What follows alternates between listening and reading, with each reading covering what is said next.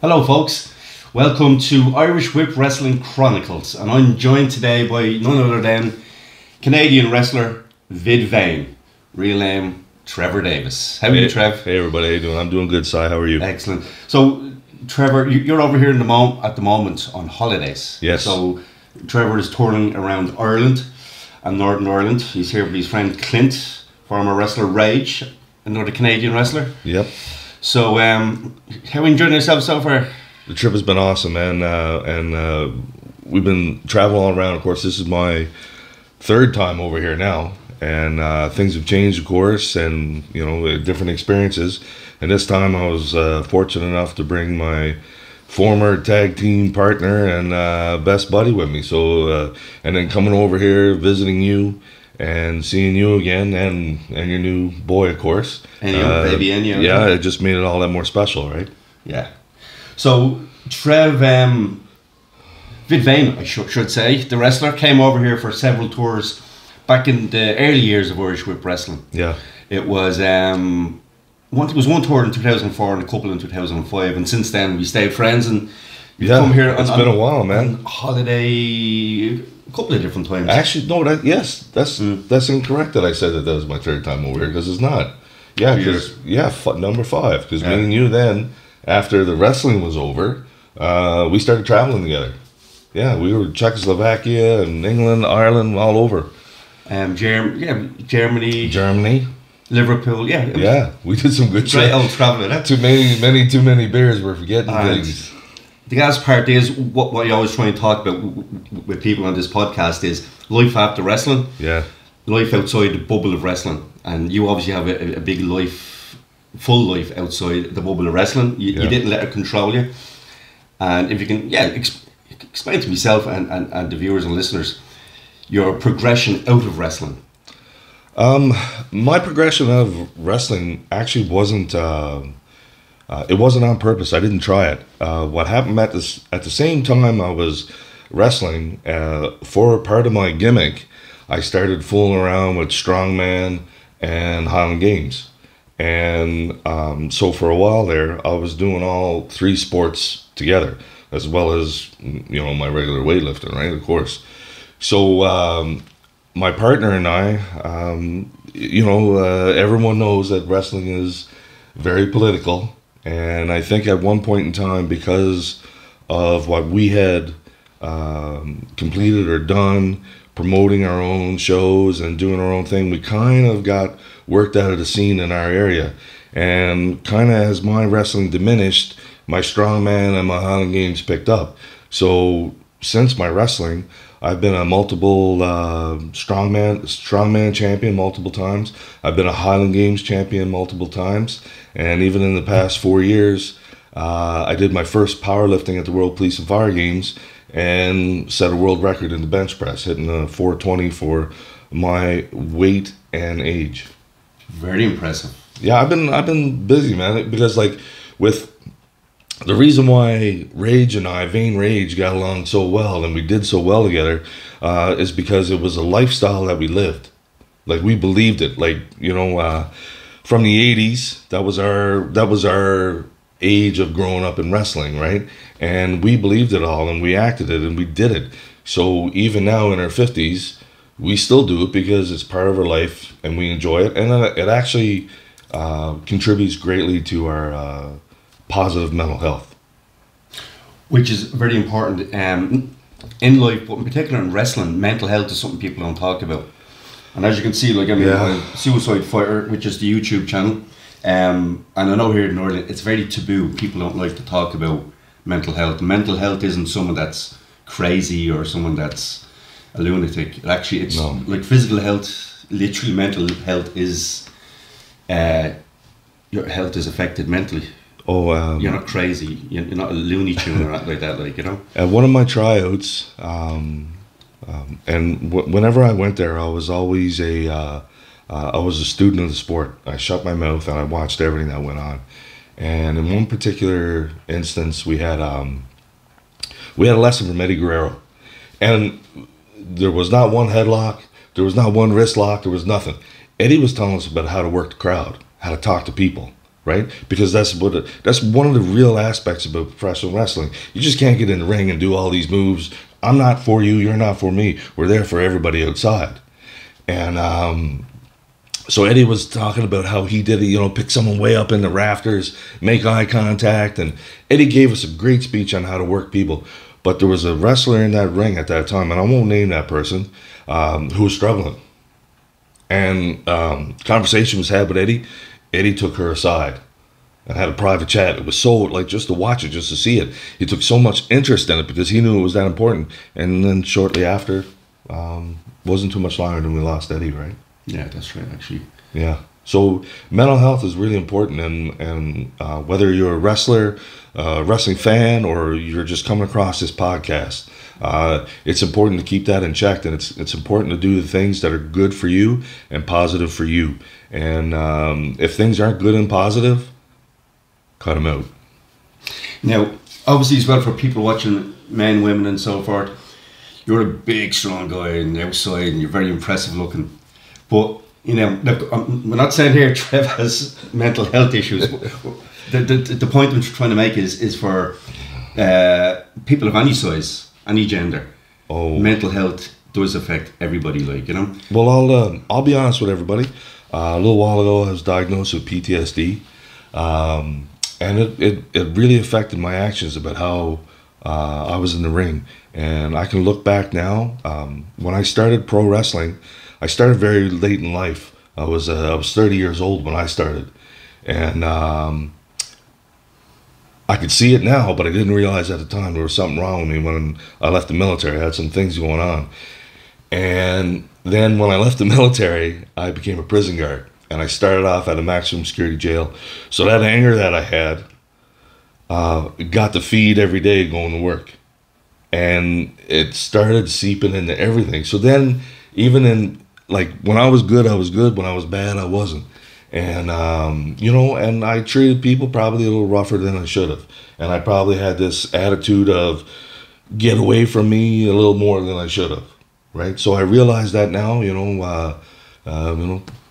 20 years later, and, things are what they are.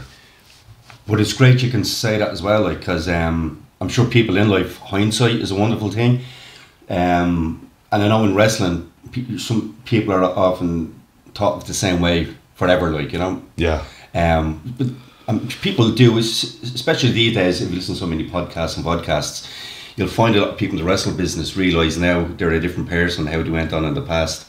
So, it's so wrestling, these podcasts and vodcasts, it's not about talking crap about people or the negative stuff. It's to try and influence people, help people. So, what you've talked about there is very helpful, and I'm sure people watching that. Vid Vain was a real guy. He's me.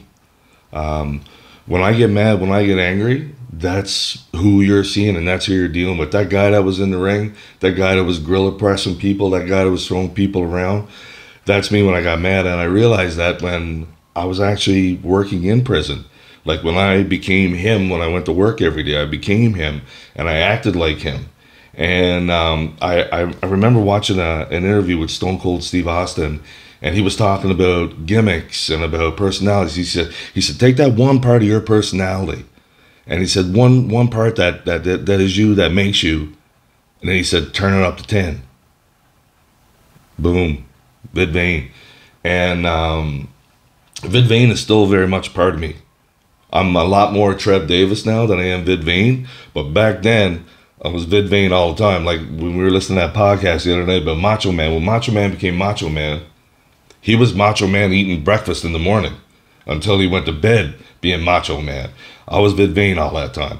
Now, Vid Vain is just a little tiny bit underneath the skin. So when he needs to come out, when it's time for me to be him, I am him. I got no problems being him. I got no problems doing my thing. And then after I come down from it, after I put him away until he needs to come out again. And that's how me and Clint, that's how me and Rage live our lives, right? We're pretty happy-go-lucky guys. We're whatever, having fun. And we will shy away from that stuff. But when it has to happen, Vain Rage comes out. That's kind of like Samoans. I don't know if you've ever met any Samoan people, Maori people. They're very relaxed, very calm, fun people. But if you get on the wrong side of them, they're like tink, right? And we got to switch, right? And if you hit it and you hit a couple of our things, we're going to be those guys. But we don't want to be those guys anymore, right? As we'd rather have fun. Like I'm going to say, like last night was amazing. We had so much fun last night, having a time, and it was Trev and Clint with Simon.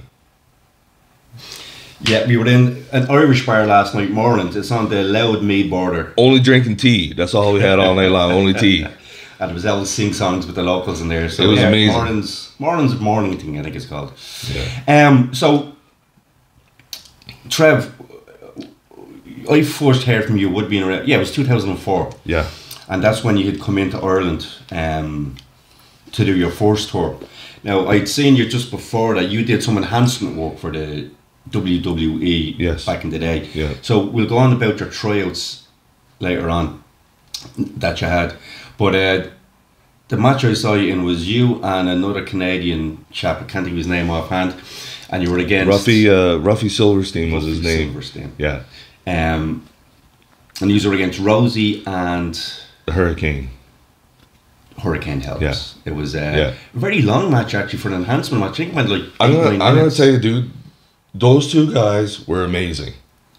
Right when we showed up to the match and stuff like that, or I showed up to the event, showed up to the venue, and they just put two of us together against those guys, right? And so here I am. You know, I'm with this guy that I do not know. He is not my regular tag team partner. Rosie and Hurricane come up to us, right?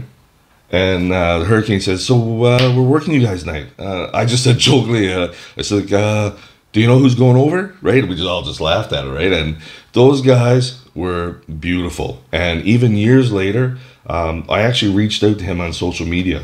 And I thanked him. Hurricane. Yeah. I reached out to him and I thanked him for being so good to me and being so genuine and having fun, because that's what those guys were. Those guys were 100% genuine. Now, Rosie almost broke my nose. He gave me a smack, Lord G. I went over the top rope, and the first thing I had to check was I bleeding, right? And but it was so much fun and it was awesome. I even actually when we got out to the ring, because at the time I had my head cropped. And a Goldberg chant started, and I was like, "Oh my God, am I going to get in trouble for that?" Right? Like I didn't know, you know. So, but it was a very cool experience to wrestle in front of that many people in my home country. If you go onto YouTube, the match is on YouTube. It's from a Sunday Night Heat. Sunday Night Heat, yeah. Just there's a few matches up there that I have on YouTube. I didn't put many there because I put them up for a promoter in Japan actually. And all things fell apart there, but if you just Google Vid Vain, and it'll be up there. And that's what I'm saying with the match. It was a very interesting match because it was competitive. Yeah, we had a good match, guys. It was a very competitive match. It wasn't a squash at all, and we had a good match, right? Yeah. Shocking that went so long. That's what I mean. Like, yeah. So you came into Irish Whip for your first tour in 2004. And then when you come in for that tour, you were Dublin, the Midlands, down the South Coast. We did Waterford, Laois. We did Westmeath, Dublin, County Down. I think we did Antrim as well. So your first opponent, your main opponent in that tour was Sheamus. Yeah. As he's known now. At the time, he wanted to go by a name called Galdove, if you remember that. Yeah. So Galdove is an Irish word, or Irish name, I should say. But it sounded very like Goldberg, and it didn't click. And you remember he had like MMA gloves, and it just wasn't a very good. The Sheamus gimmick when people were chanting SOS. That was at the following tour. Then it was completely changed. But on that tour when he came in first, obviously you were big. Sheamus was a big lad, but everybody else, like a lot of places in the Indies, were very thin. Yeah, not very muscular, very small frame. So it was quite.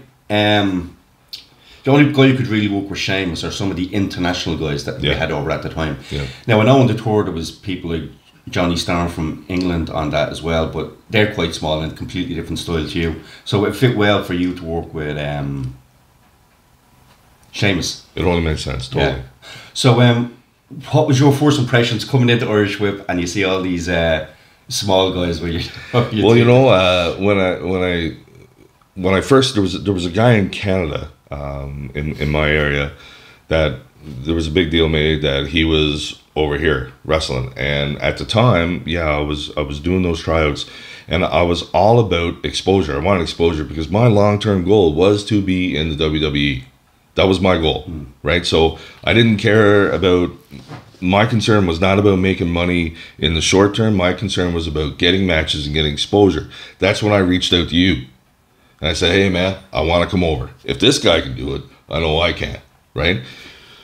Came over here with you guys and met Steve and Sheamus. And it was my understanding anyway. I already knew ahead of time that I was going to be with him a lot and I was going to be working with him. Because I think the conversation between you and me was, he's my guy over here. He's the guy. And I want you to work with him, right? Much like my partner Rage worked with me. I remember even before we weren't that together, he came to me after one of my matches and he said, whoa, he said, that was terrible. I was like, whoa, like, he said, yeah, he said, why are you selling and bumping for this guy? You're overselling, you're over bumping. He should not be able to do any of that to you because I had like 70 pounds on this guy. It clicked in my head, right? It doesn't make sense. And then when I came over and I saw Sheamus, I pulled him aside and had the same conversation. Listen, buddy, none of these guys should even be picking you up off the ground, right? It has to be worked. The match has to be worked a different way if you're going to be with those guys. With me and you, different story, right? Because people are going to sit back and say, okay, these are two brutes. Let's see what these monsters are going to do to each other, right? It's a different style of match, and I believe, and again, it's just my opinion, you have to approach it differently when you got guys that are that big and that much bigger than everybody else. Because there wasn't anybody else in the dressing room even close to Sheamus. No. Right? No. So, and that's neither here nor there because people can always work on that. Like I started training when I was 12 or 13. That's when I started lifting weights, and I've been doing it ever since. So if I'm not what I am right now, I've been doing something wrong for a very long period of time. So, and Sheamus, you know, like, gee whiz, the things that he was doing, how far he would bike, like to come to and from and then work 2 jobs and still do what he was doing, I appreciated it a lot and I respected it. And I think I worked well, and I think we worked well together in the ring. As there was especially on the first tour, like we actually bonded because I stayed with him, and it was just really good. The tours in the beginning, see, originally when I started Irish Whip, there was no Irish wrestlers, there was no Irish training school or anything like that. So I used a lot of international guys from Europe, America, Canada. At the stage you came in is when it was trying to bring in less international guys, but the guys I brought in was to train in the ring the Irish guys. I remember walking into the training facility that you had, and so the ring, to me, it was, I was like, oh my God, this is like when Apollo brought Rocky back to his gym to bring him back to the roots to get the Eye of the Tiger back. I remember walking in this, and I was just like, it was like dusty, there was crap all over the place, there was like broken stuff, but then there was this ring with an actual canvas and actual ropes set up in the middle, and boys were going at it. I loved it. For me personally, that would have been better if you had some fancy facility with crash pads and lights and mirrors and all that stuff around, right? To me, that was gritty. That was like getting down to it, and we did. Like I was no, I guess compared to those guys, I wasn't that, but I was still only probably, top of the bottom third maybe, or when it comes to that, right? There was many more guys that had much more time in me and way more matches than me. So I was able to do whatever I could do for those guys. And my big thing was, I liked it snug. Like, if you could not take a forearm shot from me, or a shoulder tackle from me, or some kind of bump from me, you shouldn't be in the ring with me, right? Because I want to make it look as realistic as it can be. Like, when I come in with a clothesline, I'm hitting you with that clothesline. I never once hurt anybody, right? Maybe except for Ratchild, if you ask him, but that's a whole other story. But I never hit anybody in the face. I never busted any noses or whatever like that. So I was very snug, and some people might call that stiff or whatever, right? But I never ever hurt anybody, and I tried to make it look as good. And then I also, with my background, I did karate and I did shoot fighting. So I also tried to bring in a little bit of realistic stuff, right? So real wrestling takedowns and some real maneuvers, right? That it's like, oh, where did that come from, right? And it's just not that everybody has to do that or has to be a thing, but it's just like another tool for the toolbox that makes you a little bit more complete of a wrestler.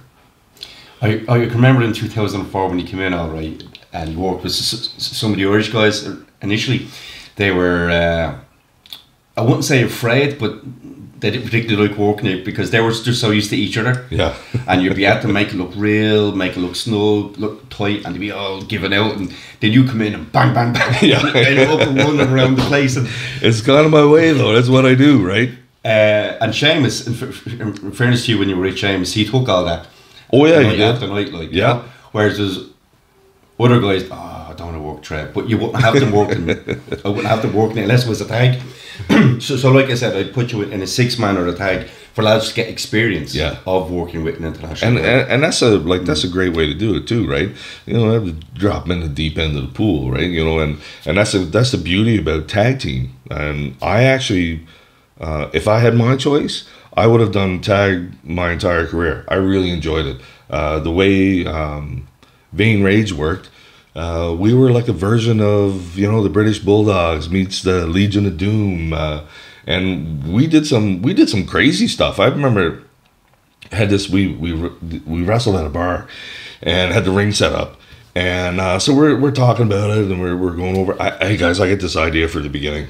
This is awesome, right? And so it was, you know, hey, listen, you guys get in the ring and we'll be up on the stage and cut a promo, and then I'll take Clint, Rage, and gorilla press him and throw him down on you, right? We made this whole plan while we're on the floor. Never once did we get up top, right?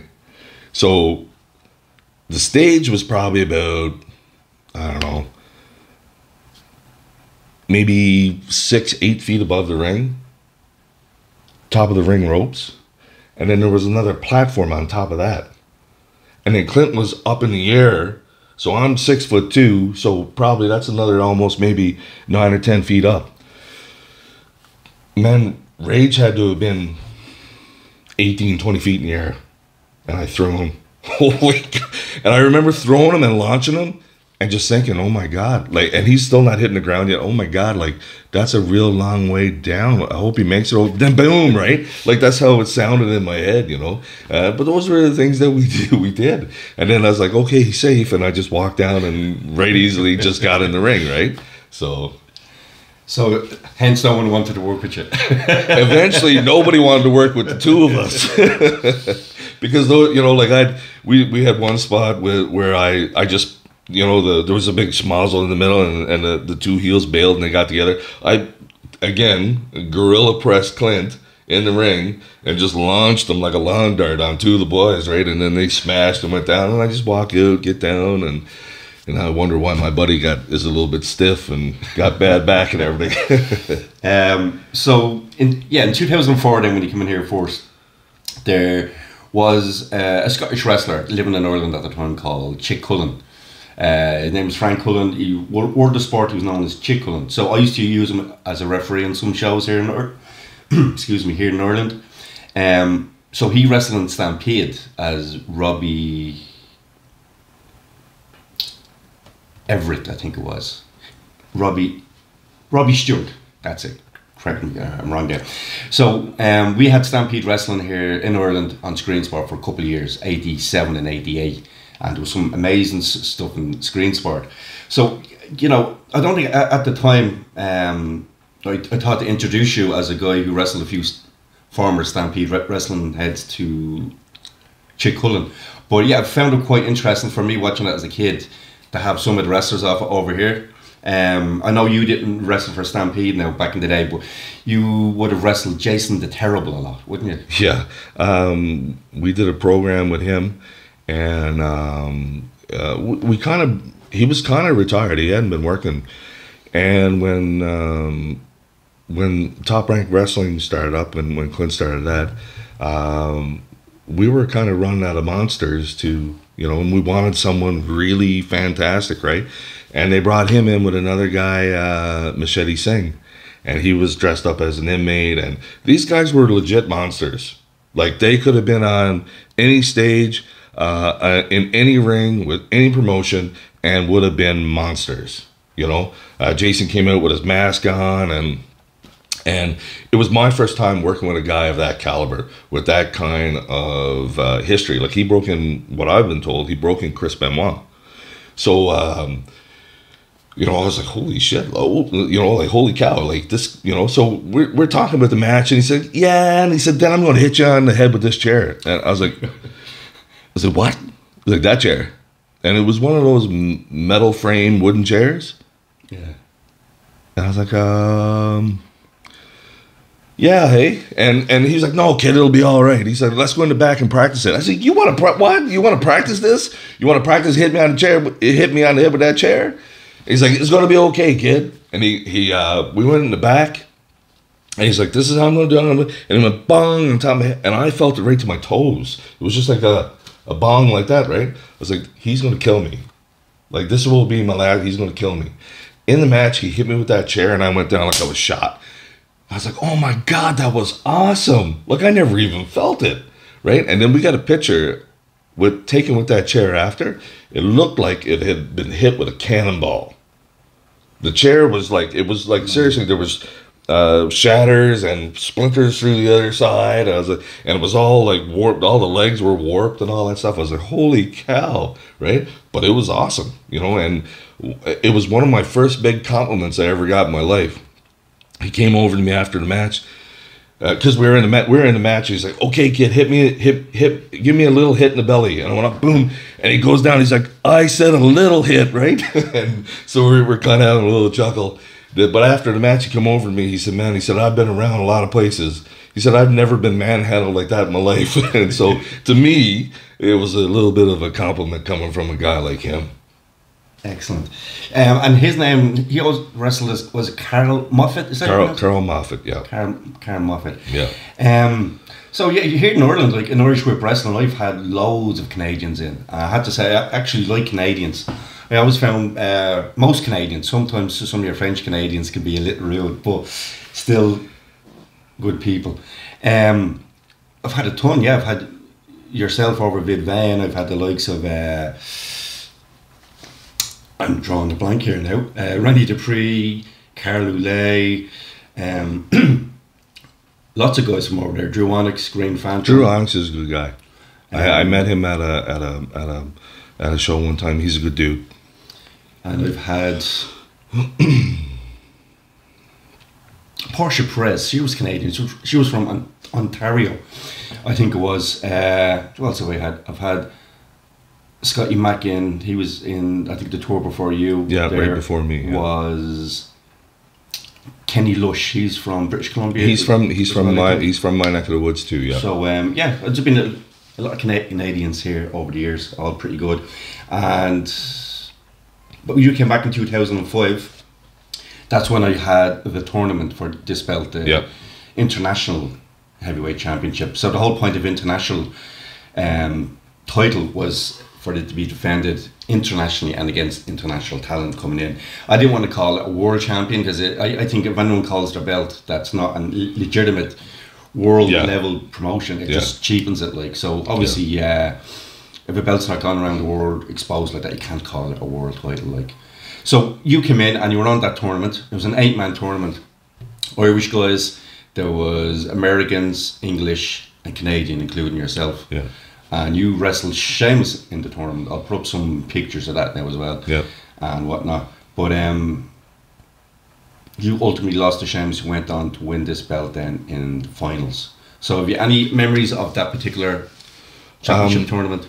I remember our match being pretty tight, and being two big guys going at each other and leaving it all out there. And we did. We left it all out there. Like, I have a picture of me and Sheamus, and we're shaking hands in the ring afterwards, and it was a well worked and well thought out match, and I enjoyed being able to do that for him and put him over like that. So at that stage, Sheamus was Sheamus. Sheamus was Shaughnessy. So the Goldove gimmick was gone, and now he was like the Irish Hulk Hogan as such, like, you know. So did you see the big difference in him from the first tour to the second tour? Oh yeah, he matured. He got a lot more matches in, and he was. I found him to be a lot more confident, right? Confident in his abilities and his ability to wear a title and carry a promotion. And he was on that particular tour. I think it was a tour after you were tag team partners a lot. Yeah, we are. There's one regret I have about that match. One regret, because we were gonna wrestle then later. So we had a great tag team match, and I really enjoyed it. And we won. We went over. The one regret I have about that is that I didn't Pearl Harbor him right after the match, as I should have. I should have clotheslined him. I should have beat him down, and that would have even given us more heat for our next title match. True. And the match you were talking about was taped. It was shown on Whiplash TV and DVDs. But a lot of the stuff that you had wasn't recorded. Yeah. When you were going around as a tag team, so the only one that was only one tag match recorded. But yeah, it was quite interesting. You were so in Irish Whip, there's a lot of double duty goes on. So you have your singles match, and the end of the night it could be a 6-man or a tag. Yeah. So that's how you ended up in tags a lot after singles, and also there's double shots a lot of the time. So the championship day was in Kildare. That was a Saturday, I think, and then there was an evening show. You had to travel to Dublin after that. So you'd only wrestle them in the tournament, and then that evening is the match you're talking about, the tag match. But I mean, that's what I always loved about wrestling, was the double shots, the travelling around.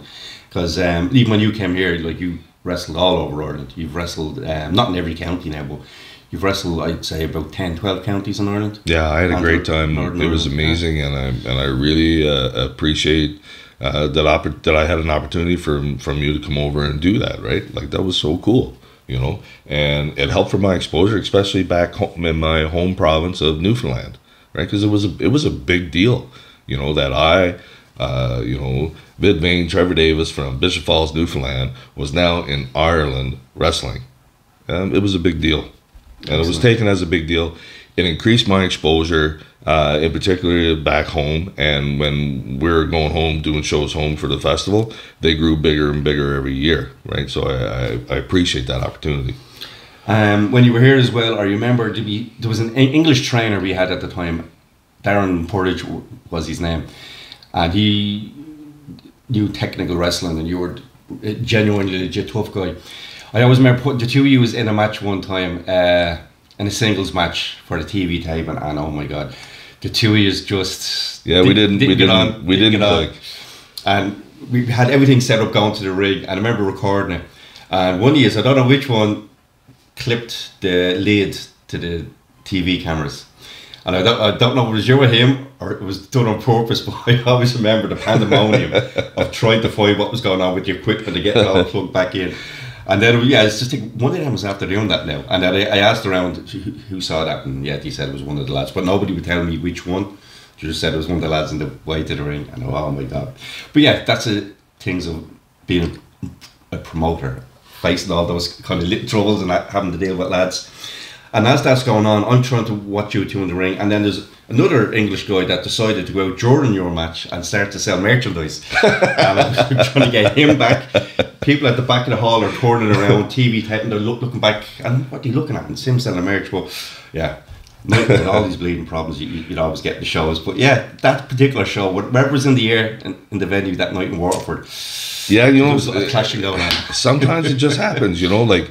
Vain Rage wrestled Local 13, that was Ranallo and Killswitch many times, and sometimes we put the place on fire. And I remember one night we had the most horrible match in the whole wide world, and we had worked each other a whole bunch of times and clobbered each other, right?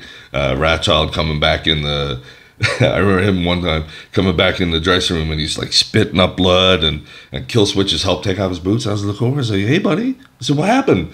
And he looked. He's like, "Are you serious?" And then he's like, "No, then I was like, oh yeah, I did hit him a couple times." But sometimes that just happens with guys, and you can even see it WWE. Sometimes it's like a stinker of a match, right? You're having an off night. You could be hurting, whatever. It happens. Come here, tell us. Obviously, you were in great shape. You were what the WWE was hurling at the time, big lads, tall. Talk us through your tryouts, the number of tryouts you had, and what happened, and not getting signed. How all this started, I was home in Newfoundland, and I did my first show, and it was a big deal. My home province, my people, came out and supported me, made a big deal of it, and I'm very thankful for that. However, in a newspaper interview, I had said openly that WWE is going to be in Vancouver as soon as I get back, and I'm going there, right? I'm going there as Vid Vain. I'm showing up. Of course, as time got closer, I was like more afraid of showing up because I hadn't been working a great deal yet, and I hadn't had a ton of matches under my belt. I was like, and I was like, wait a second, dude, you said that they wrote that down in the newspaper. You better show up.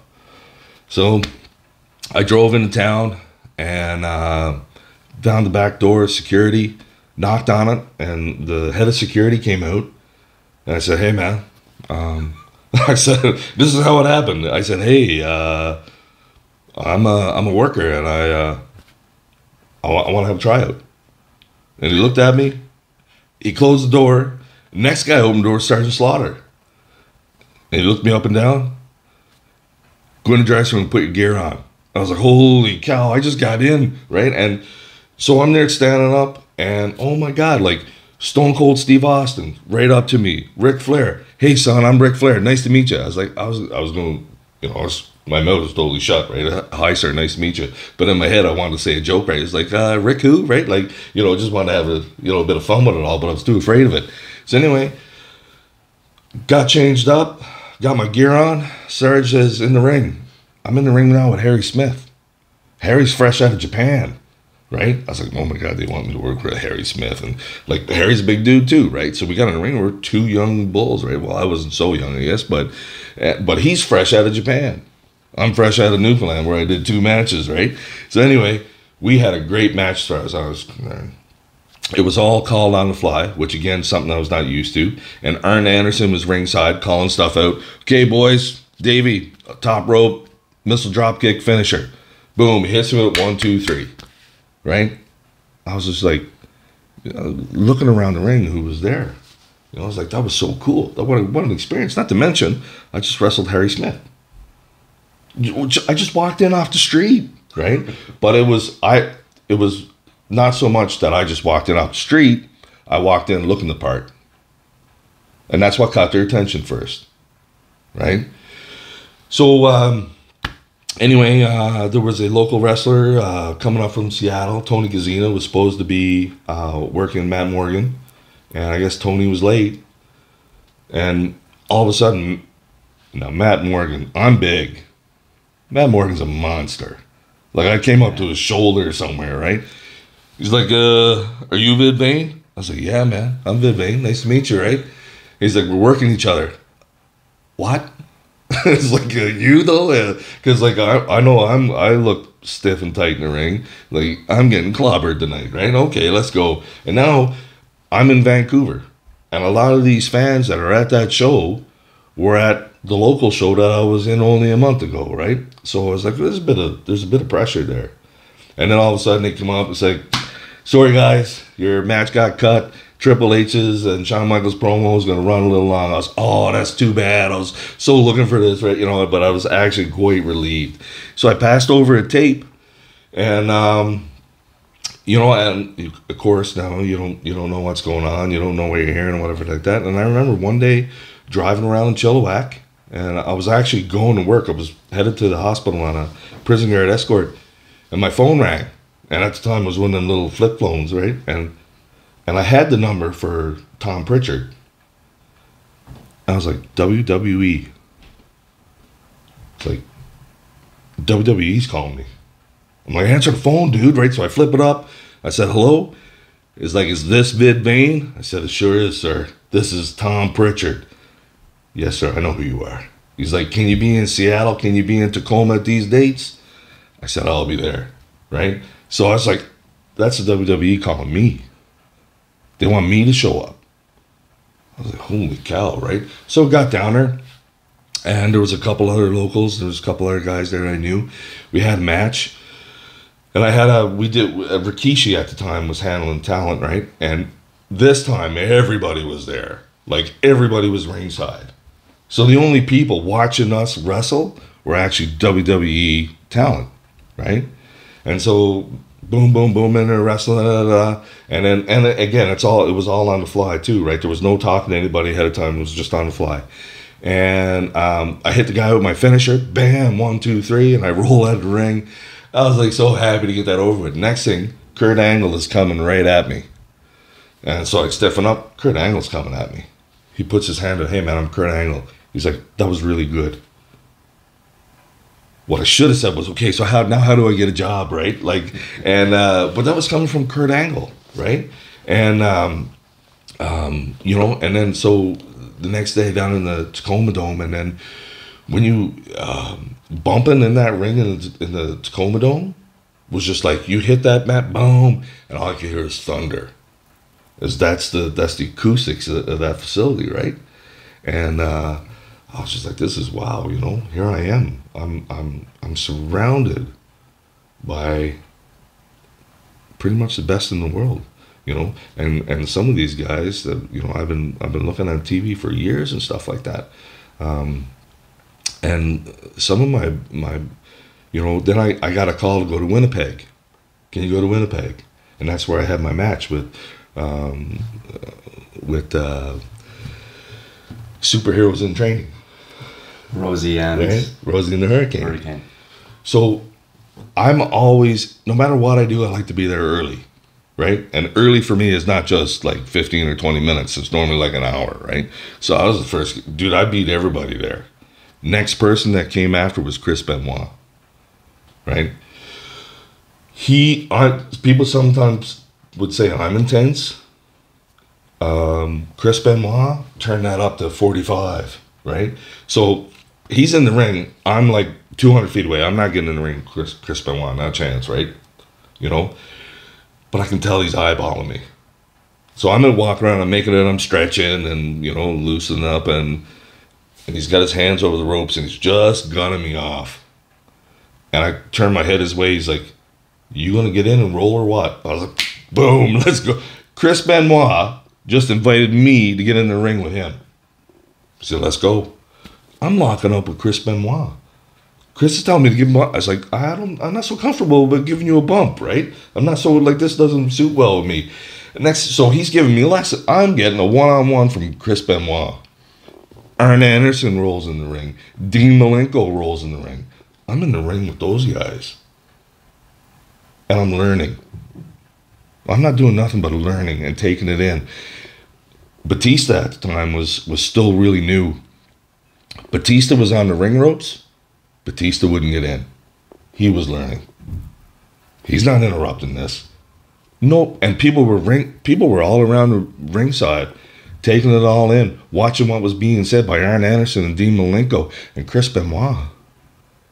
And it's being directed at me. Like, holy cow. Like, I was match aside. Like, wow. What a wow moment in my life, right? Excellent experience, both professionally and personally, really, isn't it? 100%, dude. You can't grasp that, the enormity of it, unless you have that moment. It's like being on, you show up to shinny hockey one day, and Wayne Gretzky's out there giving you passes, setting you up for a slap shot that you're taking on Pat Roy, right? Like, holy cow. Nobody was getting in the ring. Arn Anderson comes up to me, excuse me, son, I need to speak to Chris. Can I have a moment, please? I said, yeah, sure. So I bailed and I got out. I got shit for that. Chris came and found me after in the dressing room, and he said, listen, he said, you be the first in the ring every time you show up here. And he said, you stay in the ring until they kick you out. Point taken, Mr. Benoit. Thank you very much. right? And so then I had my match, did my match, and I was just top of the world, right? And then I'm in a back room. Somebody pulls over a TV. There's me, Stone Cold, Deb, Mick Foley. We're watching Raw together. I'm just sitting down like he's one of your buddies, and we're laughing. Oh, he should have done that or whatever, right? And as the show is going on out there, I'm sitting with those guys watching Raw. So tell me, how come you didn't get signed? Because obviously they saw something in you to give you that advice, that training, that their time, actually. They went down their way to give you their time. Yep. What happened in regards not getting signed? After that moment, there were some changes happened. Tom left, Dr. Tom Prichard left, and Tommy Dreamer took over. And I remember exactly where I was. I was at a crossroads of on Admiral's Walk or Admiral's Road in Admiral's and Craigflower in Victoria, and I was talking to Tom on the phone and Tommy Dreamer, and I said, we said, man, I had this relationship with Tom Prichard, and I'd love to have that same one with you. And he's like, hold on a second, man, and I could hear him flipping through pages of notes. Right, he said, oh yeah, I got you. He said, yeah, he liked you for some reason, man. He liked you, and I see it here. So he said, yeah, let's move this forward, right? So we hung up, and I think then John Laurinaitis replaced him, and I couldn't get an answer anywhere. I couldn't get any phone calls, whatever like that going in, and I had to have a real chat with myself where I was in my life, right? Because I wasn't 20 anymore. I wasn't 25 anymore. At this point in time now, I was probably mid-30s almost, maybe even a bit older. And I had to, because from my understanding, from what little that I know, Sheamus, when Sheamus left, he left a lot. He took that chance. He rolled that dice to go to the training ground in Florida, Ohio Valley, and I really had to take an account of my life, where I was, what I wanted to do, where I wanted to be. I had a really great paying job. I had a pension. At the time, I was married, had a house. I was like, can I give this up? Will I give this up to take that chance, that kind of chance for that dream? And I know everyone says, follow your dreams and all that stuff. But I just made the choice that, I had some really great experiences, and I think I'm done. I'm good, right? I don't want to give up what I have to take a chance on something that I most likely won't get, because your chances are pretty slim of getting in, right? Like a lot of people applying for that spot. I remember, like, when you came here for your first tour, so two guys, you predominantly wrestled Sheamus, and there's another chap here in Irish Whip at the time called Joe Cabray. So Joe Cabray's gone on now to set up OTT. So Joe and Sheamus both got signed to the WWE. Joe, I think he was there for 6 months in development, so that didn't work out for himself. He took the chance on that, and I know Sheamus, obviously, it worked out for him. So how's that look? I mean, you're working on the shows in Ireland where these lads are very green at the time, needing to learn. You're teaching them, and they go on and get signed ahead of you. Now, I understand John Laurinaitis came in, and wrestling's very all politics. Yep. And I'm sure he came in, I can't speak for John Laurinaitis, but I'm sure he came in and said, right, I don't want anything to do, I don't want anyone who was their talent, Tommy Dreamer, Tom Prichard, I'm going to do everything fresh myself and find these guys. Because I'm sure if you got signed, I assume that you would have been technically a Tom Prichard guy, not one of Johnny's guys that he found.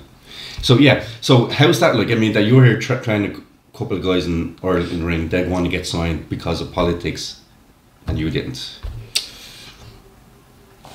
I had a couple of conversations with Sheamus. Sheamus actually mentioned me in an interview about receiving training from me, working for me. Sheamus, it was a thanks Vid Vain. And if I had a little micro part of him getting to where he is, that makes me happy. Every time I see him in the ring, like, I know that guy. I've drank with that guy. I slept in that guy's house. I trained him. And so a little part of me is already in there with him. And even, you know, like, that second tour that I came over, I had a NWA title. NWA Canadian Heavyweight Champion. And I asked if I could bring that over here. And that was a big deal, actually, for me to bring that out of the country. But they trusted me. And I said, you got no worries. So I brought it over. And then I actually trained with that other group, the NWA group, when I was here too. And that's where Becky was. Finn Balor was there as well. Yep. Finn Balor and Becky. Yep. So I remember those guys. And I remember being in the ring with them. And we went there to give our style, or what I had, whatever I had, to show them and work with them. Right? And I know I got pictures of them with me in the ring after. I remember sitting with Becky on a sub, going back and just talking about wrestling, right? So, like, I had a little part, you know, and I have no regrets. I got no qualms. My life is great. I really enjoy my life right now. I'm loving life. Bouncing back from some, you know, the mental health issue that I have, you know, and it's ongoing. You just don't get rid of that. It's a constant work. It's something that you always got to be working on, right? I got a great girl in my life, my dogs, my house. I'm fully retired. I'm traveling around the world, man. You know, thank you. I'm happy. That's your show, actually, when you were the NWA champion. So that was on your first tour when you came in, wasn't it? Was it the first or second? Jeez, I can't remember a lot anymore. Tour it was. Yeah. You were the NWA champion when you came in. So Finn Balor had set up his own promotion at that stage, called NWA Ireland. So I'd Irish Whip Wrestling, only promotion in Ireland at the time. He came along to set up NWA Ireland. So obviously with himself, a couple of people he trained was Becky Lynch. Her brother was a wrestler, actually. He was quite good, but he left wrestling, and he's a successful sculptor now, actually, an artist. But yeah, so we didn't really get on at the time. Rival promotions like in wrestling. But when you came on that night and had your match, they came to support you. So yeah, they actually came out, bought the tickets and sat there and cheered you in your match. You know, like, and that was quite cool, actually. And that's what we, you know, even as a group, that's what we should be doing. There's lots of lessons that I've learned, right, over time, and yeah, wrestling is very political and stuff like that. But you know, I regret some of the ways I acted. I should have been more friendly. I should have been more helpful. And you know, that's a message to anybody out there: be kind. There's no real need, because you know that person could be the guy that helps you later on down the road, right? So just be good to people. Now, very quickly, your NWA title, you won that from Kerry Brown. Kerry Pitbull Brown, yeah. He's an ex-Stampede wrestler as well. Yeah, there's some real lineage behind that belt, and that's what I was. And whatever reason they picked me to bring it to the West Coast, I don't know why. I'm sure there was probably some politics there too. But I remember at that event, and having some pictures taken, and Jarrett, he sees me with the belt, and he looks at me, and he's like, this is what he said to me: that's what a champion's supposed to look like. And you know, another great compliment. Mm-hmm. Right? And I remember getting ready for this match, and Kerry Pitbull Brown, he's like the most friendly, outgoing guy in the whole wide world, saying hello to everybody. Meanwhile, I'm over there just pacing, right? I'm getting more and more built up in my head, as this is a thing I do, I'm like a tiger in a cage, right? I'm just pacing. Kerry comes over, he puts his hand on my shoulder, he's like, you're not going to hurt me, are you? I was like, no, sir, not at all. I'm not going to hurt you. But I'm like busting at the seams here, right? If we don't get out there soon, I'm going to like implode. I was just like, you know. So I was like, okay, calm down, right? Bring it down. But that's what Kerry said to me. And Kerry's biggest bump that he took in that match, outside of a couple of slams and my finisher, was actually him going through a table on his own, right? So I wasn't going to hurt himself. He was going to hurt himself, right? We had a great match, and that was a lot of fun. And I felt very honored. Not even so much about like walking around with a belt, but they trusted me with that title. They trusted me with that lineage. And I picked it up off a guy like Kerry Pitbull Brown. He was the nephew, I believe, of Bulldog Bob Brown, another well-known Stampede wrestler. Yep. Trev, what I'm going to do now is you've obviously a plane to catch very soon. Very soon. Clint. So I'm going to take a quick break here, and I'd like to bring in Clint, better known as Rage in the wrestling world, just before we wrap up, yeah? Yeah. Back in a moment, folks. Folks, here we are back. We're joined now by Clint in the wrestling world known as Rage. Nice to meet you, Rage. It's nice to be here. Rage Clint. I'll go with Clint. It feels weird calling Clint Rage. is fine by me. Rage is retired. Very quickly, Trevor has his glasses here. Oh. And he's going to do a Bubbles impression from Trailer Park Boys. But you told me not to swear. Bubbles always says bad words. Without coursing, do Bubbles. Put the glasses on for this. That's what makes it, yeah? Well, Ricky, I don't know what we're doing here. Who's this guy? There's a wrestling belt. Am I supposed to be the green bastard? Where's my gimmick? Identical twin brothers. So Shiva lads were tag team partners. I remember at one stage you were talking about bringing over Rage and coming here as a tag team at the time. But for me, as a promoter, I would be like, that's two big guys wasted in a tag team. I would have preferred you just as singles had just come in as a tag team. You ran your own promotion the two of you did. You had Victoria City Wrestling, and you promote shows in Newfoundland, and you promote shows in Vancouver. Yeah, Abbotsford, the Fraser Valley area, just outside of Vancouver. Ours was called Top Ranked Wrestling. I think we ran for about 3 years, over 50 events. A couple of our events taped video live for KVOS. We're actually at Trevor's show in Victoria Island, so... Yeah, what we were doing was, because I was running shows, I was like, hey man, here, just take the show, right? So I had a guy over there that did the video and all that stuff, and I just gave Clint, my buddy, my partner, just gave him the video for, and it was just extra matches that he had for Top Ranked Wrestling. And you had TV as well, didn't you?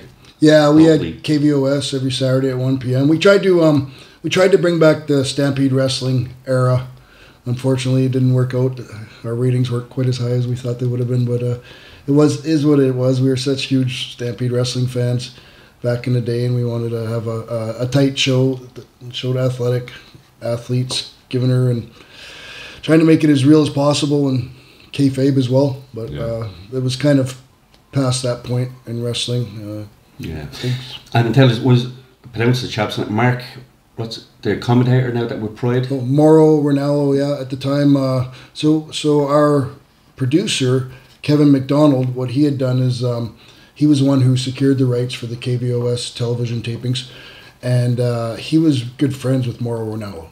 Mauro Ranallo by that time was already far done all-star wrestling commentary. He was basically just doing his own little thing, running a karaoke business and commentating for the Langley Hornets minor hockey league. So he wasn't doing much, but we contacted him, Kevin did, and brought him in as our commentator. And Mauro actually, he was great. He worked for peanuts, essentially. He was just happy to be doing it again and being around the boys. And he sent those tapes to Pride, as far as I know, and that's what got him going. That's what rejuvenated his career. So out of all of us, he's the one that made it. It's interesting, and what you were saying earlier on as well, Trev, and your story there, Clint, how it's little things like that get people breaks or advancements and so forth. Like you were saying, Sheamus put you over in an interview. So that's really what wrestling is. It's helping people in a roundabout. And obviously, it's a lot of, me myself, I know I've done some shady things in my early days as a promoter. But it's about helping people and moving on, creating a scene, isn't it?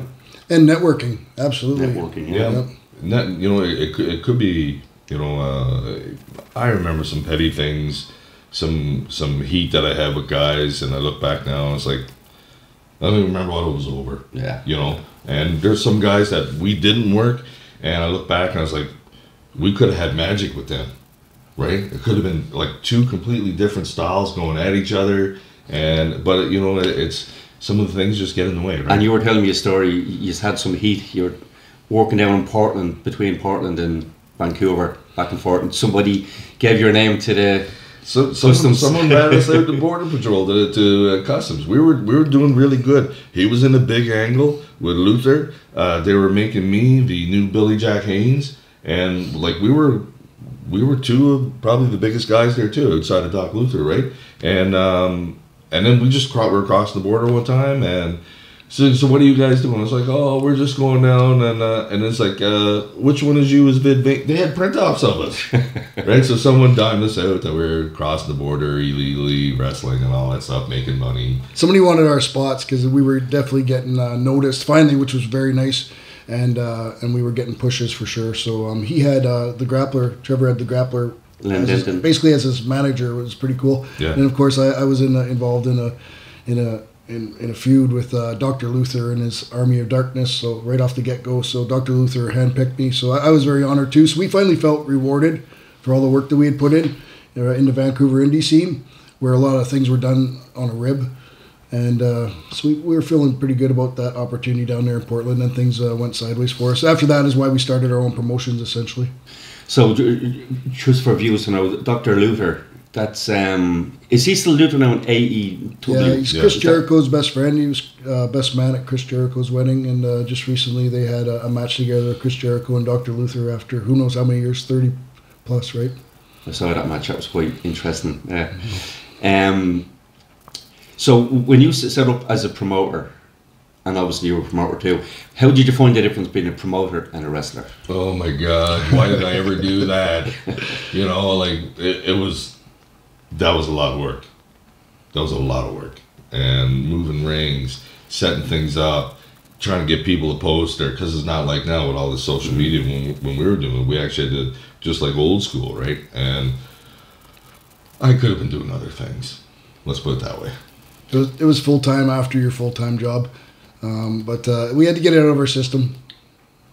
It's tough promoting, isn't it? Really is tough. Now, I know in Ireland these days the way it works is promotions are more regionally based into one venue. So one in Dublin, one in Cork, one in Belfast. So at the moment in Ireland, since I stopped running due to COVID, there's no national promotion anymore. So in Canada at the time, as far as I know, there was never really, with the exception of WWE doing tours, there's never been a national promotion in Canada. Sure there hasn't. No. Running coast to coast. No, and even when you talk with Stampede, I found it funny that you guys had Stampede wrestling over here. We didn't have it in Newfoundland. Well, AWA, did you have AWA? I had Atlantic Championship Wrestling, and then later on when cable came in, we had WCW, which was, pretty awesome to see. I was watching the Freebirds and all those guys back then, right? So it was pretty cool. We were very lucky in Ireland at the time because there was a bit of a cable TV was new, satellite was new, and WWF was hugely popular at the time. So all these stations had to compete with each other, and you had all the promotions. That's why we had Stampede, AWA, NWA at the time. There was Glow, there was GWA, I think it was, out of Florida. There was loads of promotions. Japan, we were spoiled, but it only lasted for, I think it was maybe 3 years we had all them, and then it was gone. We didn't have any of them.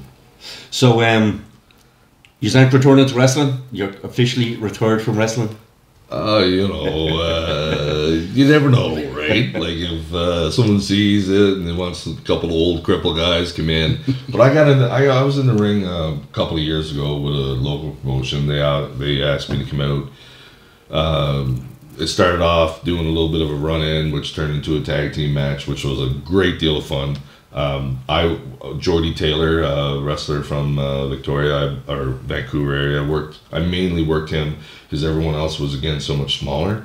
And we had a lot of fun, great match. I had something like 50 of my friends come out. It was great for them to see me one more time in the ring. It was a lot of fun. And did you beat the crap out of the guy you were in the ring with? Yeah. Clint, you were telling me an interesting story how it was a friend of a friend or a direct friend who was a producer in Canada, and he had done a lot of stuff with the Canadian film scene, Steven Seagal film and so forth back in the 90s, and you were trying to get him involved to run the TV show, but he had no interest. Yeah, before Kevin McDonald, our cameraman / producer, landed KVOS, what we were doing is we were looking for people to support us in getting a television deal.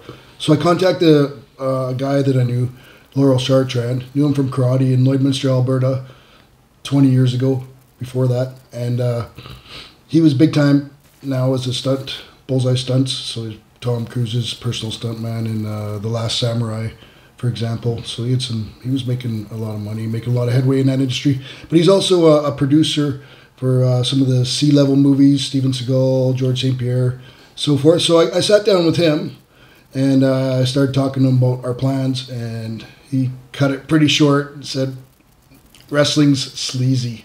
Nobody's going to touch you." But we got television nonetheless. We didn't exactly have much for financial support, so we had to cut a lot of corners. But it was fun. Like I said, the whole process was something we had to get out of our systems. Yeah, we wanted to kind of have a different imprint on it and try to do things our way, and I think we did do good shows. I think our stuff was good. We had good matches. The matches were solid. We actually had storylines, right? And things, some of our stuff went 3 and 4 matches deep. And you don't see that a lot anymore, right? No. And again, I mean, it's about a connection with a crowd. And you told me an interesting story about an Australian wrestler living in British Columbia at the time. He was awful. Skiddy, awful, the whole lot. And Wolfman, that was his ring name, was it? The Great Canadian Wolf, yeah. Scott Lightfoot from Abbotsford, BC. Yeah. And when you were putting your shows on... We're still giving him a rub. We're still putting him over. It was interesting that, as bad as, according to you, as bad as he was, people still wanted to see him at the shows. Yeah, well, you have to understand he's 5'7", pretty chunky, but kind of broad at the same time. As pale as you can get, red hair. So when you chop him, you can count the fingers. And in one of the matches with him that I had, I actually wanted him, like, when I went to go chop, he was like, like this right now. Like, I actually wanted him to do that. That's where we got with this, right? And it was actually kind of, we were having some fun with it, right? It wasn't serious. It was comical. We had some fun in the ring, and that's the way we built it. Because what am I supposed to do? Have a legit, serious shoot match with this guy? Right? Obviously not. It's not going to work, right? So we had fun with it. But this guy had the best attitude. I remember one match that we put together. I told him, I said, go to the ring and you guys look at each other and you do the crisscross. His opponent stops after 3. He just keeps running going. until he gasses himself out 100%. And finally, he's like, okay, stop. Puts his hands on his knees. Buddy walks up to him, DDTs him. 1, 2, 3. That was the entire match, and the crowd loved it. That's why they loved that guy. And he didn't take himself serious at all. And that's how I wish I had been. Me too. Yeah, I took it way too serious. Yeah. So characters are very important in wrestling. But I find as well that these days people try to do everything comedy. I like a good heel that people like despise, that really don't like. The whole thing about being a heel is that's so scarce now, right? Because everybody wants to be the cool heel, right? Yeah. Where even though you're the bad guy, now you're still cheering for it, right? The day of a true heel, like that monster that I was telling you about, the Ratchild and Killswitch and Machete and Carl Moffat. It's harder to pull off now, right? Because everybody still wants the pops. Nobody wants to be booed. Nobody wants to be hissed. I hate you, you suck, right? For Hulk Hogan to happen, for Hulk Hogan to be what he is, what he was, he needed the Iron Sheik.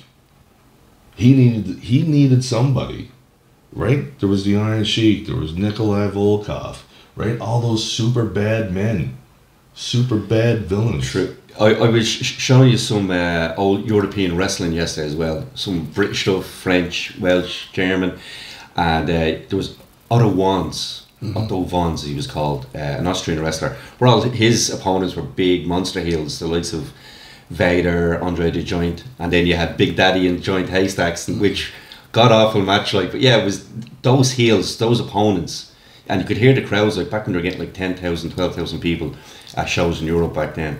But the love for the faces, and you could hear there was the crowd just hating the heels. That's the way it was. That's the way wrestling always was, right? But then the cool heel came in, and I like, even a guy could be a great worker. Also, me personally, I just can't. I don't appreciate that.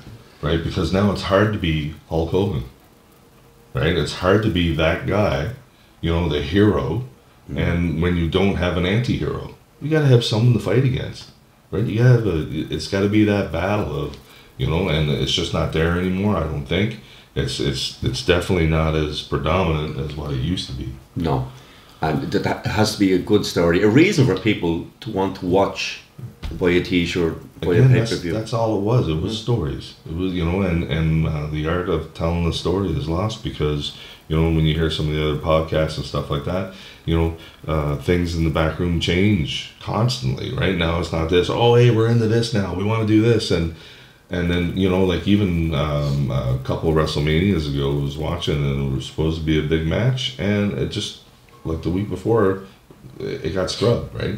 And if it's that easy to do, then you're not me.